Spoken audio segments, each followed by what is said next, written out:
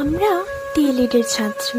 12 মাসে 13টি পার্বণ, না না, আমাদের 12 মাসে 24টি পার্বণ।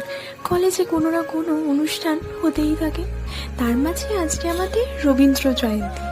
আমরা তো মেসে থাকি, তাই আমাদের মেসে প্রায় সবার মধ্যে শাড়ি পরার সাজগোজের একটি হুলস্থুল পড়ে গেছিল। এই যে আমাদের বান্ধবীরা, আমরা একটু সাজুগুজু করে তৈরি হয়ে নিচ্ছিলাম। তার মাঝে এনাকেও আমাকে তৈরি করে দিতে হচ্ছিল। এভাবে আমরা তৈরি হয়ে রেডি হয়ে একটু টুকটাক সেলফি টেলফি তুলে আমরা বেরিয়ে পড়ছিলাম আমাদের কলেজের উদ্দেশ্য। এই হচ্ছে আমাদের কলেজ। আমাদের কলেজটি সত্যি ভীষণ সুন্দর।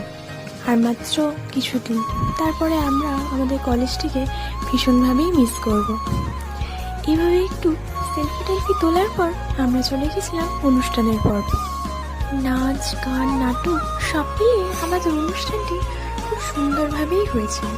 আমরা সকলেই নাচ গান নাটক সবই মোটামুটি করতে পারি।